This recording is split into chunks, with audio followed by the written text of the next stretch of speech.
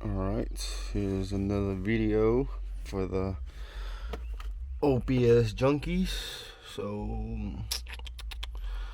I'm gonna do a couple upgrades right now. I'm gonna get rid of this spacer and put in the nitrous plate in there. I'm gonna show you on the bits. I'm gonna replace this linkage right here to fix the opening, because right now when I open it, one opens slightly first than the other one. I think this first one opens first. See how that one goes down, then the other one starts opening.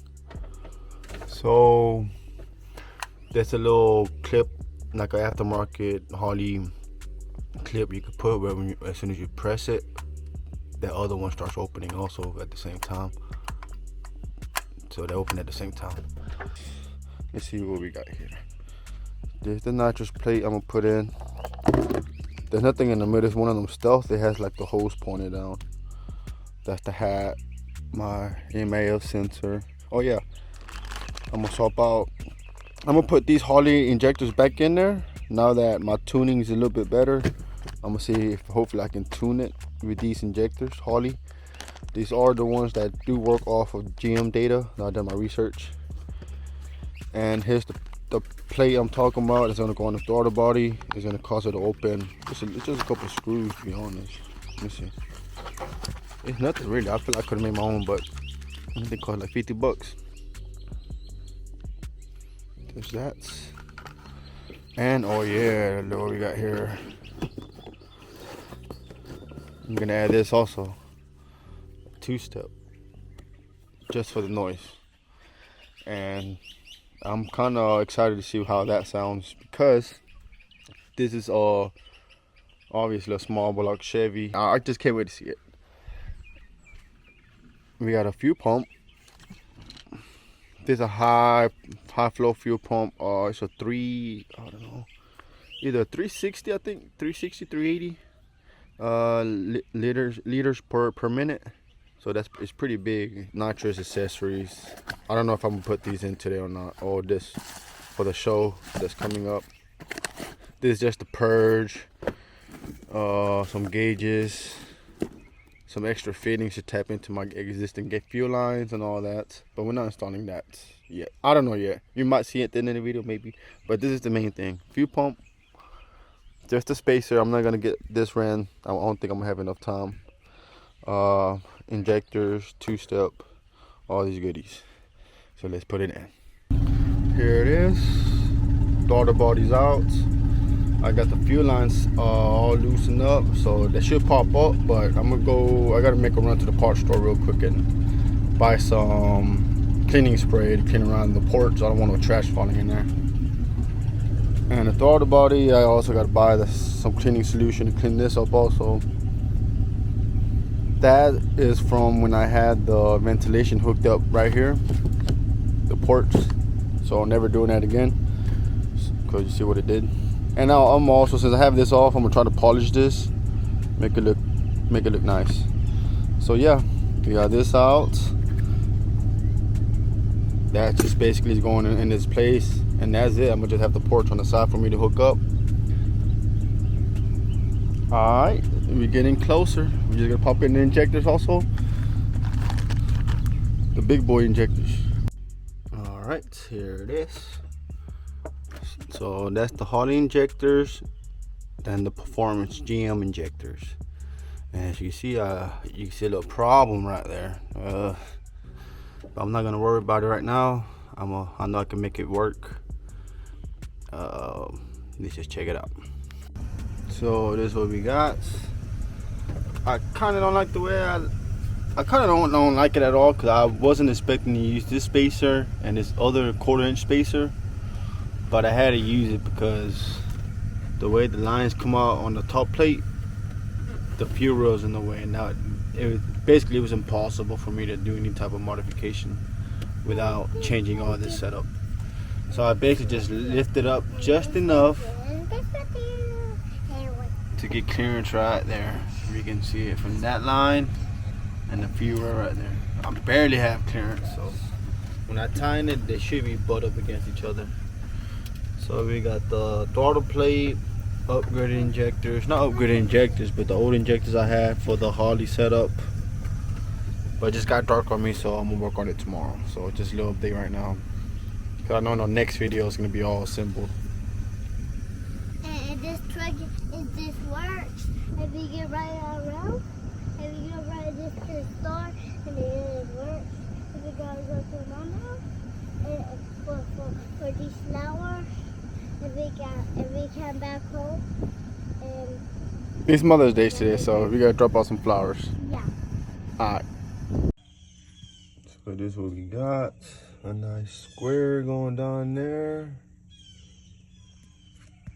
I did have to put all the spacers, but these two, just to clear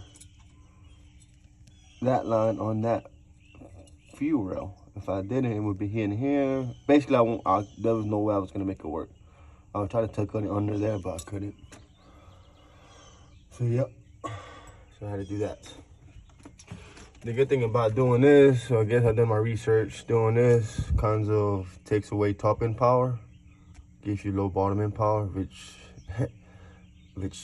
is, to be honest, is good, because this is what this engine is for. It's a low bottom end power engine, so we shouldn't take no loss, because it's shifting at 5,000. Like I said, this is a very low RPM engine, so that's what makes this one very special.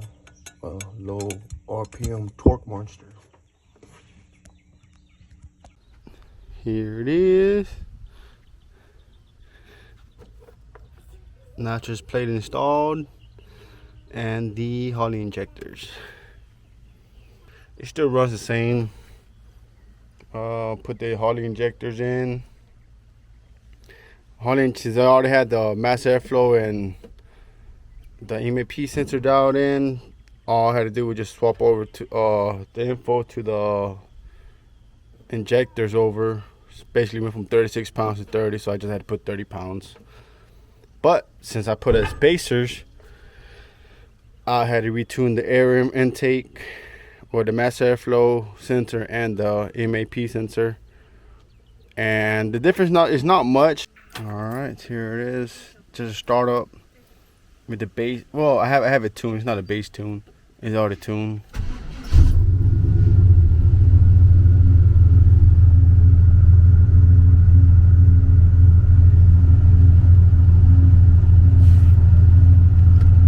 It's right at the tip, at the edge, the AFR.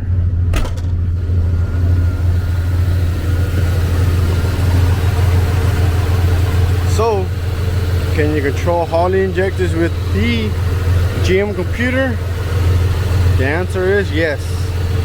You can control high impedance injectors using GM data, so it's all good.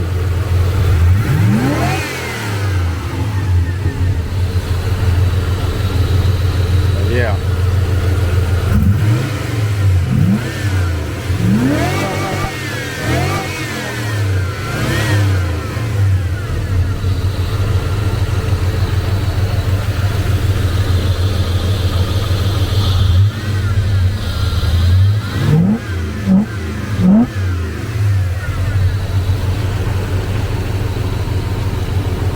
So now what I got to do is hook up I got all this hooked up. Let me turn off the engine. The project is turning out very good. Everything's working as it should. Right here was very tight. Right here, I should have got the 45-degree angle, the thermostat housing where it points up, so I can pull the hose over like that instead of around. Because right here is a tight fit. It's a tight fit with the fuel rail, and also it's a tight fit with the fuel lines going under there, so it barely fit. So I mean, can't complain, you know. Everything's fitting in perfectly. So all I gotta do is run a secondary regulator. I got that prepped up with the one-way check valve, so the fuel won't both regulators can work independently. So y'all see that later on in the videos I got going on. And I'm gonna show y'all a 0 to 60 pull with this setup versus a 50 shot versus a 100 shot. I might, if it does good with the 100 shot, I might do a 150 shot and that'll be the max, because the rings aren't gapped. I'm gonna do the spark plugs and all that, back some timing off. I could do all that now that it's with the 24 toms. So the reason I got the 0411 with the 24 toms is not because it's gonna make more power, but for me to do more, it's for me to do more stuff to the engine. You know what I'm talking about? Like, you're very limited on what you can do with the distributor and with the spotter setup. But once you do all this setup, you can go turbo, you can go nitrous. I'm gonna even go 04 E85 on this setup. I also hooked up the 2-step. I posted a video on that on the reel, so you want to check that out, y'all can. So here it is. 0411, 24 times Holley, with the Holley intake and the LS coil conversion, and that's about it. That's all what I have. But it looks like I've done a lot, but that's as simple as that. I do have the hydro booster, but yep. And if you like the stuff I'm giving out, give me a comment, like, and subscribe. Thanks for watching, guys.